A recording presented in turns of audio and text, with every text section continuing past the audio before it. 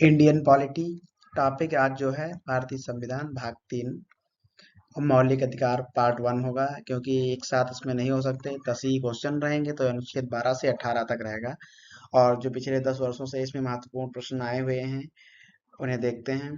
ठीक है, तो नमस्कार दोस्तों, देसी टॉक विद अभिषेक में आप सभी का स्वागत है। आज हम पॉलिटी की सीरीज का पार्ट 5 महत्वपूर्ण टॉपिक कवर करेंगे। अगर आपने मेरे पिछले टॉपिक जो है प्रस्तावना विशेषताएं ऐसे करके जो 4 पार्ट नहीं देखे हैं, तो जाके प्लेलिस्ट में वहाँ जाएं और पुनः देख सकते हैं। और आज के 10 प्रश्न आपकी परीक्षा के लिए रामबाण साबित होंगे। तो क्या खास रहेगा, क्या सीखेंगे इस सीरीज में? तो इसमें अनुच्छेद 12 की ताकत और पिछले 10 सालों में जो आए हुए महत्वपूर्ण प्रश्न हैं वो 10 एमसीक्यू मिलेंगे आपको। और हर प्रश्न की सरल व्याख्या की गई है, इसमें कुछ की पॉइंट्स होंगे और अंत में एक क्विक रिवीजन मिलेगा। ठीक है, तो उसी हिसाब से आप देख सकते हैं। और ये पहला प्रश्न शुरू करते हैं। तो पहला प्रश्न यह है कि भारतीय संविधान के किस भाग को भारत का मैग्ना कार्टा का की संज्ञा दी गई है? ऑप्शन ए भाग 2, ऑप्शन बी भाग 3, ऑप्शन सी भाग 4, ऑप्शन डी भाग 4। तो इसका सही उत्तर जो है वह है भाग 3, यानी कि ऑप्शन बी। दोस्तों, मैग्ना कार्टा अधिकारों का वह ऐतिहासिक घोषणा पत्र था जिसे 1215 में इंग्लैंड के किंग जॉन ने जारी किया था। हमारे संविधान का भाग 3 भी नागरिकों को बुनियादी सुरक्षा देता है, इसलिए इसे भारत का मैग्ना कार्टा कहा जाता है। इसमें बहुत से हमें अधिकार प्राप्त होते हैं इस अनुच्छेद में इस भाग में मिलते हैं हमें। चलिए देखते हैं अगला क्वेश्चन। अगला क्वेश्चन, मूल अधिकारों के संदर्भ में राज्य की परिभाषा किस अनुच्छेद में दी गई है?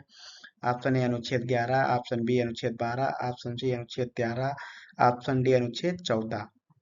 चलिए इसका सही उत्तर देखते हैं। तो इसका सही उत्तर जो है अनुच्छेद 12 होगा, यानी कि ऑप्शन बी। यूपीएससी में यह बहुत बारीकी से पूछी जाती हैं चीजें। अनुच्छेद 12 बताना कि राज्य में केंद्र सरकार, संसद, राज्य सरकारें, विधानमंडल और सभी स्थानीय निकाय, नगर पालिका, पंचायत के साथ साथ एलआईसी, ओएनजीसी संस्थाएं भी शामिल है। इनके खिलाफ भी हमें अधिकार मिलते हैं। ठीक है दोस्तों, बहुत सारे अधिकार हमें प्राप्त हैं। चलिए देखते हैं प्रश्न नंबर 3।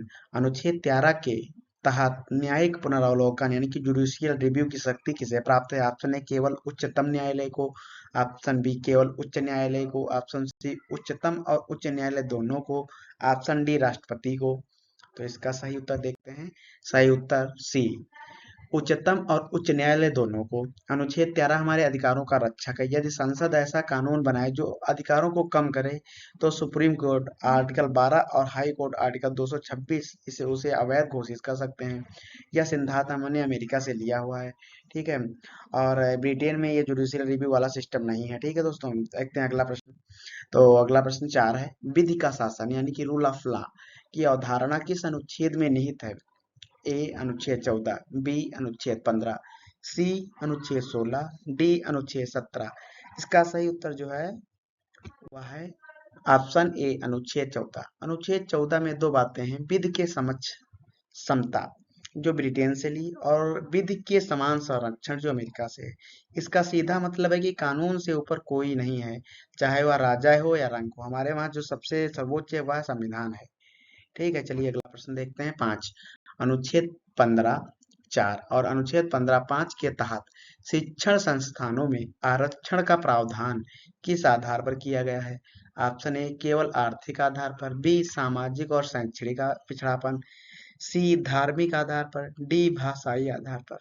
तो इसका सही उत्तर जो है वह है बी सामाजिक और शैक्षणिक पिछड़ापन। अनुच्छेद 15 भेदभाव को रोकता है, लेकिन इसका अपवाद यह है कि राज्य महिलाओं, बच्चों और सामाजिक शैक्षिक रूप से जो पिछड़े वर्गों के लिए विशेष प्रावधान है, जैसे आरक्षण कर सकता है।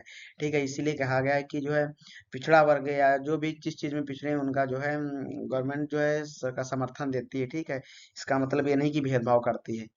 ठीक है, चलिए अगला देखते हैं। अगला प्रश्न जो है 6 है, लोक नियोजन पब्लिक एम्प्लॉयमेंट के विषय में अवसर की समता का उल्लेख किस अनुच्छेद में है? अनुच्छेद 14, अनुच्छेद 15, अनुच्छेद 16, अनुच्छेद 18। चलिए इसका उत्तर देखते हैं। तो इसका सही उत्तर जो है वह है ऑप्शन सी अनुच्छेद 16। सरकारी नौकरियों में सभी को समान अवसर मिलेंगे। मंडल आयोग और ओबीसी, एससी, एसटी आरक्षण से जुड़ी बहस इसी अनुच्छेद के इर्द गिर्द घूमती है। और अगला प्रश्न देखते हैं, वह है 7। संविधान का कौन सा अनुच्छेद अस्पृश्यता का पूर्णतः निषेध करता है? ऑप्शन ए अनुच्छेद 17, बी अनुच्छेद 18, सी अनुच्छेद 19, डी अनुच्छेद 20। चलिए इसका सही उत्तर देखते हैं। इसका सही उत्तर जो है ए अनुच्छेद 17। यह एक निरपेक्ष अधिकार है, एब्सोल्यूट राइट है, जिसका कोई अपवाद नहीं है। छुआछूत का किसी भी रूप में आचरण करना दंडनीय अपराध माना गया है। ठीक है, तो इसके लिए जो है दंड भी मिल सकता है। और अब अगला क्वेश्चन देखते हैं 8। अनुच्छेद 18 के अनुसार कौन सी उपाधियां टाइटल्स प्रदान की जा सकती हैं? ए राय बहादुर सर, बी महाराजा राज प्रमुख, सी सेना और शिक्षा संबंधी, डी कोई भी उपाधि नहीं। चलिए इसका सही उत्तर देखते हैं। तो इसका सही उत्तर ऑप्शन सी सेना और शिक्षा संबंधी। समानता लाने के लिए पुरानी सामंती उपाधियां खत्म कर दी गई जो अंग्रेजों के द्वारा दी जाती थी। अब सिर्फ सेना मेजर है और कॉलोनियल और शिक्षा डॉक्टर प्रोफेसर की उपाधियां ही मान्य हैं। भारत रत्न एक सम्मान है, उपाधि नहीं। ठीक है दोस्तों, तो यानी कि उपाधियों का अंत कर दिया गया। चलिए क्वेश्चन 9 देखते हैं। 44वें संविधान संशोधन 1978 द्वारा किस मौलिक अधिकार को हटाया गया? ए समानता का अधिकार, बी संपत्ति का अधिकार, सी स्वतंत्रता का अधिकार, डी धार्मिक स्वतंत्रता का अधिकार। चलिए सही उत्तर देखते हैं। तो इसका सही उत्तर बी है संपत्ति का अधिकार। पहले यह अनुच्छेद 31 में मौलिक अधिकार था, पर जब संविधान संशोधन किया गया तो इसे अनुच्छेद 301 के तहत केवल एक कानूनी अधिकार है। चलिए अगला क्वेश्चन और लास्ट क्वेश्चन देखते हैं 10 नंबर। मूल संविधान के कुल कितने मौलिक अधिकार प्रदान किए गए थे? Option A 6, option B 7, option C 10, option D 11। तो इसका सही उत्तर देखते हैं। इसका सही उत्तर जो है ऑप्शन बी 7 है। मूलतः 7 अधिकार थे, लेकिन वर्तमान में केवल 6 मौलिक अधिकार ही बचे हैं, जिसे जो है संपत्ति का अधिकार हटा दिया गया और वह 300 का में जोड़ दिया गया। ठीक है दोस्तों, अगर वीडियो अच्छा लगा हो तो जो है चैनल को सब्सक्राइब करें, ज़्यादा से ज़्यादा शेयर करें, लाइक करें और कमेंट करें। मिलते हैं नेक्स्ट एपिसोड में। जय हिंद दोस्तों।